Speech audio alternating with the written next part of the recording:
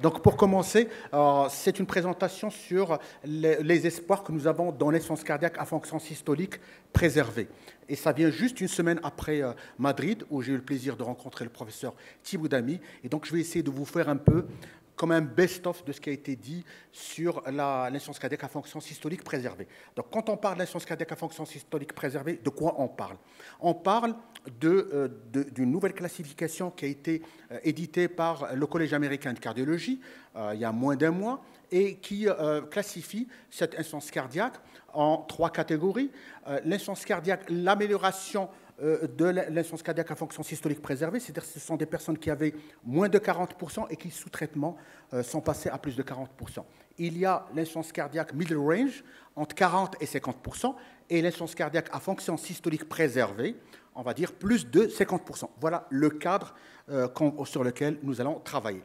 Donc, il y a aujourd'hui il y a un dialogue commun, c'est que l'insuffisance cardiaque à fonction systolique altérée moins de 40%, et il y a la trajectoire des insuffisances cardiaques à fonction systolique préservée, qui peut être soit des personnes qui avaient moins de 40% et sous traitement, ils sont devenus à plus de 40%. Il y a la trajectoire des personnes qui ont entre 40 et 50%, soit qui sont descendus à moins de 40%, soit qui sont restés entre 40 et 50%, soit plus de 50%. Et puis, il y a la troisième catégorie, c'est l'insuffisance cardiaque à fonction systolique préservée de plus de 50%, avec la même trajectoire. Alors, pourquoi je vous en parle? Parce que ça fait partie des critères d'inclusion dans les essais thérapeutiques qui vont être, bien sûr, à l'origine, bien sûr, des méta-analyses et des recommandations dont on va parler. Et ça, c'est les recommandations européennes qui classifient en trois catégories, moins de 40, 41 et 49, et plus de 50%. Alors, pourquoi nous sommes toujours heurtés aux essais négatifs d'une insuffisance cardiaque à fonction systolique préservée? Parce que la physiopathologie est complexe, elle fait intervenir trois éléments, on va dire, importants. Il va intervenir les facteurs de comorbidité, en particulier l'obésité, le diabète type 2, l'hypertension artérielle, qui vont entraîner une atteinte multisystémique qui va toucher plusieurs organes, faisant intervenir CRP, interleukine et facteurs de croissance, et qui va toucher cœur, poumons, reins et muscles. Et puis, on a des signaux endothéliales, de dysfonctionnement endothélial, de dysfonction cardiomyocytaire, ce qui explique que nous avons devant nous plusieurs phénotypes. Nous ne sommes pas devant un tableau qui, on va dire, homogène, monolithique. On a devant nous plusieurs phénotypes. Et je pense que l'évolution, ça va être progressivement, plus, non pas de s'attaquer à ce monolithe d'insuffisance cardiaque à fonction systolique préservée, mais plutôt à plusieurs phénotypes qui sont tout à fait différents. Donc, il y a un excellent papier de Galli en 2021 sur 5 phénotypes. Il y a les phénotypes qui sont en déficit natriurétique, qui sont obèses avec une diminution du BNP et une augmentation de l'aldostérone. Il y a les fameux phénotypes de sujets obèses qui sont diabétiques hypertendus, qui vont passer par la dysfonction endothéliale, par l'inflammation, l'hypertrophie ventriculaire gauche et la rigidité vasculaire. Il y a les types 3 qui sont plutôt rénales. Il y a le type 4 qui est plutôt la maladie atrielle auriculaire, c'est la fameuse fibrillation auriculaire avec maladie donc, de la fibrillation de l'oreillette gauche, avec dysfonction, dilatation et fibrillation et fuite mitrale et hypertension pulmonaire. Et le dernier type, c'est l'insuffisance cardiaque droite. Voilà les phénotypes prochains. Et le professeur Thibou Damy nous a bien expliqué que dans ces insuffisances cardiaques, en particulier les personnes qui ont plus de 65%, il faudrait absolument chercher s'il n'y a pas une cardiomyopathie hypertrophique ou une amylose cardiaque. Et donc, il faut toujours faire attention au red flag, c'est-à-dire le drapeau rouge. Il faut faire absolument attention. Et à la fin du topo, je vous donnerai le numéro de téléphone du professeur Damy pour l'appeler à tout le temps. Et pour lui expliquer vos cas qui sont d'insuffisance cardiaque à fonction systolique préservée, comment chercher il faut toujours y penser à une amylose cardiaque. Alors, l'insuffisance cardiaque à fonction systolique préservée, on l'oublie souvent. C'est une maladie avec un pronostic réservé. Regardez bien, au bout d'une année, c'est comme l'insuffisance cardiaque à fonction systolique altérée, 30% des patients décèdent. Et au bout de 5 ans, 60% des patients décèdent. Insuffisance cardiaque systolique à fonction préservée ou altérée, c'est exactement la même mortalité. Et nous savons tous qu'on a eu des essais thérapeutiques qui ont été négatifs et on a été en manque, bien sûr, sur les recommandations, on n'avait rien. C'est pour ça que le professeur Chalabi m'a dit, est-ce qu'il y a un espoir? Et donc, bien sûr, nous sommes des médecins et bien sûr, l'espoir nous fait vivre chaque jour. Alors les essais, on les a vus, on les connaît avec le Condésartan, avec l'Herbésartan, avec le Perindopril, on a eu avec la spironolactone, Paragon, on va revenir là-dessus, et l'étude DIC. Et puis vous avez toujours ces cours, malheureusement, dans des essais qui s'entreposent. Et ça veut dire que les essais sont négatifs. Alors, est-ce qu'on s'est posé les mauvaises questions? Ou, si on se pose les mauvaises questions, on a les mauvaises réponses. Voici la méta-analyse sur les IEC. Ben, ça ne marche pas. Vous voyez que c'est la ligne médiane et ce n'est pas en faveur des IEC. Et puis, il y a eu Paragon, qui a été présenté par Scott Salomon, et j'étais dans la salle. Et donc, cette étude sur l'utilisation du sacubitril/valsartan chez les patients qui ont plus de fraction d'éjection de plus de 40%, c'est une étude qui a failli à la positivité, qui n'est pas arrivée à la positivité, il n'a pas atteint la positivité, mais on a remarqué qu'il y a une amélioration de la classe fonctionnelle des patients qui étaient sous sacubitril/valsartan. Et puis, lorsqu'on voit les sous-groupes, il y a 2 personnes qui répondent au sacubitril/valsartan en cas d'insuffisance cardiaque à fonction systolique préservée. C'est les femmes et les personnes qui ont une fraction d'éjection de 57%, moins de 57%. Et ainsi, vous savez que la FDA a changé et elle a émis une note que le sacubitril/valsartan peut être utilisé jusqu'à 57%. Donc tout, on va dire, le range de l'insuffisance cardiaque, moins de 40%, et entre 40 et 57%, et il y a cette population qui répond. Et donc la FDA a donné son approbation pour l'utilisation du sacubitril/valsartan dans l'insuffisance cardiaque à fonction systolique préservée. Et puis, on a eu le communiqué sur les SGLT2 l'année dernière, avec la communication d'Emperor Preserved. Alors, Emperor Preserved est pratiquement la sœur jumelle d'Emperor Reduced, sauf que la fraction d'éjection ici est de plus de 40%.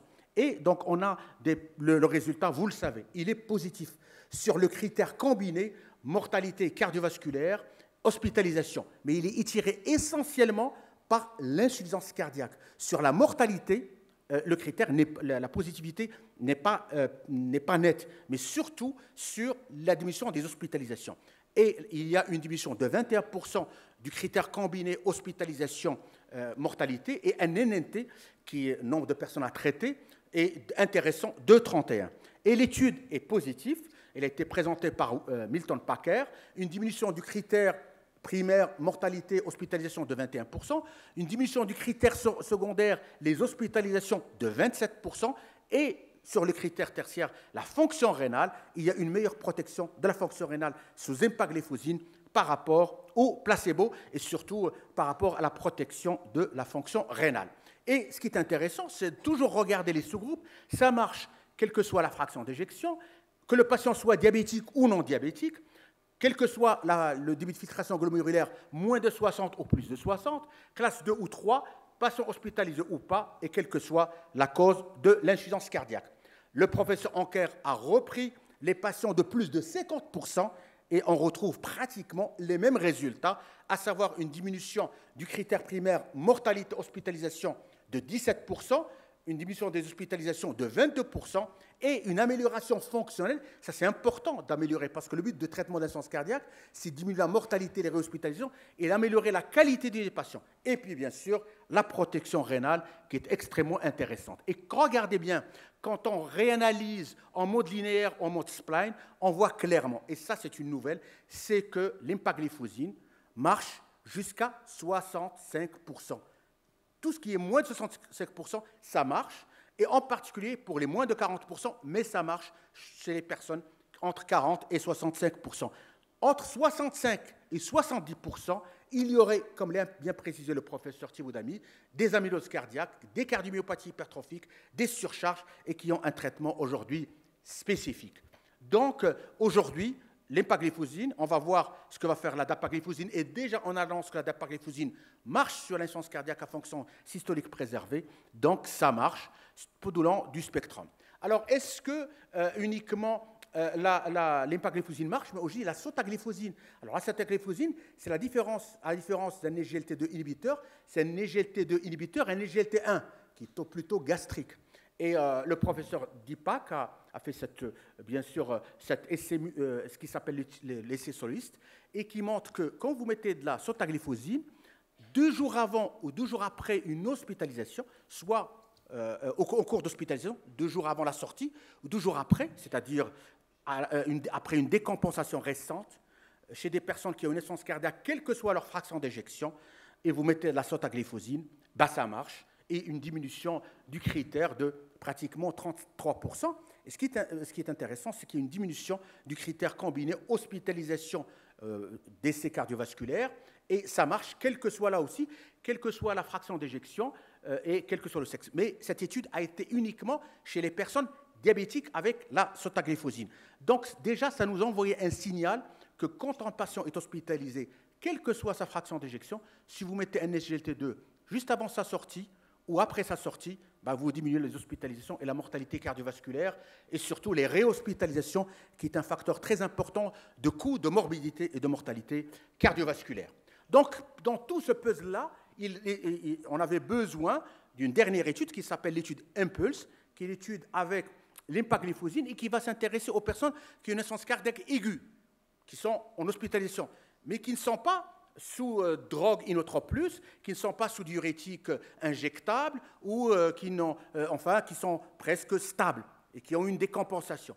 À ce moment-là, on va les randomiser en empagliflozine placebo et on va faire un critère combiné, mortalité, critère fonctionnel, hospitalisation, et on va le voir clairement que ce critère, l'empagliflozine va sortir positif avec une diminution de 36% d'événements. C'est-à-dire que les personnes qui sortent avec l'empagliflozine vont avoir moins d'événements cardiovasculaires sur la mortalité, sur les hospitalisations. Ils vont s'améliorer plus sur le critère fonctionnel et ils vont avoir une meilleure qualité de vie, et même au niveau du temps d'essai, mais ce n'est pas, une étude sur la mortalité cardiovasculaire au long cours. Voilà un peu l'interprétation de l'empagliflozine. Et ça marche aussi que le patient soit diabétique ou non diabétique, que le patient soit une insuffisance cardiaque de novo ou qui n'est pas de novo, quel que soit l'âge, quel que soit le sexe et quelle que soit la région d'où il vient. Et autre chose qui est intéressante, le professeur Baum a repris cette étude, c'est que l'empagliflozine marche quel que soit l'âge. C'est-à-dire, il ne faudrait pas avoir peur de la donner aux personnes même les plus âgées. Donc on voit clairement que les moins de 65 ans, entre 65 et 74 ans, plus les 80 ans, ça continue à marcher. Et ce n'est pas uniquement l'empagliflozine où ça marche, mais aussi avec la dapagliflozine. Alors la dapagliflozine, on a des études fonctionnelles. On a le Cosiboro qui a présenté ces deux études combinées, Preserved HF pour les moins de 40% et Preserved plus de 45% et Define moins de 40%. Et c'est une étude uniquement sur le critère fonctionnel. Et ça, c'est très important. Quand vous mettez un SGLT2 chez quelqu'un qui a une insuffisance cardiaque à fonction systolique préservée, les malades s'améliorent très rapidement sur le critère 6 minutes. Et surtout, sur le CONSAS score, qui mesurait, on va dire, s'il gagne 7 points, c'est bien. S'il gagne 10 points, c'est excellent. Et s'il gagne 15 points, c'est waouh, c'est-à-dire un malade qui va bien s'améliorer. Vous imaginez quelqu'un qui n'arrive plus à faire sa toilette, à marcher, à faire les 2 pas, qui va retrouver une vie normale. Alors, nous attendons à Barcelone. Ne ratez pas la session Let's Break in Trial avec l'étude d'hiver qui va être l'étude de l'année. Et on a déjà le résultat. L'insuffisance cardiaque à fonction systolique préservée avec la dapagliflozine, ça marche, l'étude a été arrêtée et le résultat est positif. Alors, il y a une autre molécule qui est prometteuse, c'est la finarénone, qui est un anti-aldostéronien spécifique. On a eu déjà l'étude Figaro et Fidelio. Et finarénone, je peux avoir les 2 minutes du professeur Thibault, s'il vous plaît. Voilà, donc s'il le permet. Voilà, donc, alors, nous avons les dernières recommandations à partir de tout ça. La médecine aujourd'hui, on le sait, ce sont les études, les méta-analyses et les recommandations. Et nous en avons les recommandations américaines. Alors, qu'est-ce qu'ils disent? Alors, quand les patients sont en middle range, les diurétiques, recommandations de niveau 1, et les SGLT2 sont niveau 2A. Mais je suis sûr qu'après la publication de Deliver, ils vont passer en recommandation 1. Ça, j'en suis absolument certain. J'ai discuté avec un certain nombre de collègues à Madrid. Les IEC sont 2B, les anti-aldostéroniens sont 2B, et l'évidence et les bêta-bloqueurs sont 2B. Alors, quand on a des patients avec une insuffisance cardiaque à fonction systolique préservée plus de 50%, c'est exactement la même chose. Donc, n'oubliez pas. Alors, il y a un super papier qui est sorti la semaine dernière, que les insuffisances cardiaques, le professeur Lojar le connaît très bien, c'est Vadougantan, et qui a compilé les études et qui montre clairement que quand on prend les 3 études, Paragon avec l'Entresto, le Top 4 avec l'Ipyrénone et l'Emperor avec l'empagliflozine, ah ben ça marche jusqu'à une fraction d'éjection de 65%. Et par conséquent, le papier vient de sortir, c'est que nous avons aujourd'hui des preuves scientifiques qu'entre 40 et 65%, nous avons la trithérapie qui marche. Donc il y a un espoir qui est en train de s'ouvrir. Juste 2 mots et je termine. En device, je ne sais pas si le professeur Damien Lojar va en parler. Alors nous avons 2 devices, je vais vous les résumer, comme ça je termine. Le premier device, c'est de faire une ablation du nerf splanchnique pour diminuer la stimulation du système sympathique, parce que c'est délétère sur l'insuffisance cardiaque à fonction systolique préservée. Et en faisant l'ablation du nerf sympathique splanchnique exactement, on va améliorer le retour veineux et diminuer les pressions capillaires pulmonaires parce qu'on va mieux répartir le retour veineux. Voilà, et sur le plan fonctionnel, ça marche. Deuxième idée intéressante, c'est puisque dans l'insuffisance cardiaque à fonction systolique préservée, il y a une augmentation de la pression de l'oreillette gauche, on va créer une petite CIA, une petite, qui ne doit pas être tout petite, sinon trop grande, pour diminuer la pression au niveau de l'oreillette gauche et les pressions pulmonaires. Et ça marche. Ça améliore la fonction VD et ça améliore la fonction ventriculaire gauche. Donc ma présentation vous a amené de l'espoir et l'espoir est à venir. Je vous remercie. Merci. Merci professeur Benis pour cet exposé exhaustif sur l'insuffisance cardiaque fraction d'éjection préservée.